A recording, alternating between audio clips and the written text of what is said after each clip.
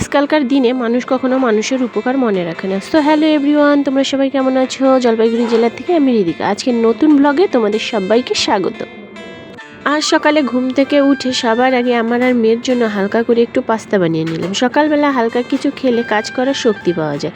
খাওয়া শেষ করে দেখলাম অনেক জামাকাপড় জমে আছে, তাই একে একে সব জামাকাপড় ধুয়ে নিলাম। কাজগুলো যত তাড়াতাড়ি শেষ করা যায় ততই দিনের বাকি সময়টা একটু স্বস্তিতে কাটে। জামা কাপড় ধোয়ার কাজ শেষ করে এবার রান্নাঘরে চলে এলাম। আজ রবিবার, তাই বর বাজার থেকে চিকেন নিয়ে এসেছে। আজ ভাবলাম বেশি কিছু রান্না করব না, কারণ প্রচণ্ড গরম পড়েছে।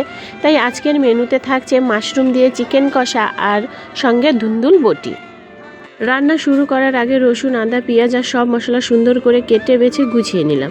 আগে সব থেকে প্রস্তুত করে রাখলে রান্না করতে অনেক সুবিধে হয়।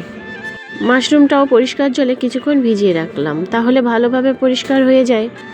কাজ করতে করতে একটা কথা বারবার মনে হচ্ছিল, আজকালকার দিনে মানুষ মানুষের উপকারে খুব কমই মনে রাখে। জীবনে অনেক মানুষের পাশে দাঁড়িয়েছি, নিজের সামর্থ্য অনুযায়ী সাহায্য করেছি, কিন্তু সময় বদলালে অনেকেই সেই ভালোবাসা বা উপকারের কথা ভুলে যায়। তবে আমি একটা কথাই বিশ্বাস করি, মানুষের জন্য ভালো কাজ করলে তার হিসাব মানুষ না রাখলেও ভগবান অবশ্যই রাখেন। তাই কারো কাছ থেকে প্রতিদান আশা না করে নিজের ভালো মনটা ধরে রাখাই সবচেয়ে বড় কথা। এবার ভাতটাও বসিয়ে দিলাম। এদিকে ভাতটা হতে থাকুক, আর ওদিকে সব কিছু আমি কিন্তু ধুয়ে পরিষ্কার করে নিয়েছি। চলো তোমাদেরকে আরেকবার আমি এটা দেখিয়ে নিই। তো দেখো, সব কিছু ধুয়ে একদম সুন্দরভাবে পরিষ্কার করে নিয়েছি। রান্নাও কিন্তু আমার হয়ে গেছে, ধুন্দুল বটি। আর এদিকে ভাত, আর তোমাদেরকে চিকেনটা দেখাতে আমার মনে নেই, তো পরে তোমাদেরকে দেখিয়ে দিব। আমার রান্না বান্নার কাজ তো সব কিছু শেষ হয়ে গেছে। এবার ভাবলাম উঠোনটা একটু ঝাড়ু দিয়ে নেই। উঠোনটা অনেক নোংরা হয়ে আছে, তাই আগে পুরো উঠোনটা ভালো করে ঝাড়ু দিয়ে পরিষ্কার করে নিলাম।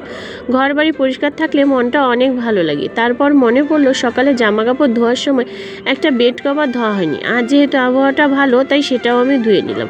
ভালো রোদ থাকলে অনেক জামা কাপড় ধুতে আমার খুবই ইচ্ছে করে।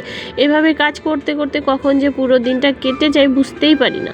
সংসারের কাজের কোনো শেষ নেই, তবুও নিজের মানুষদের জন্য ভালোবেসে সব কাজ করতে ভালোই লাগে।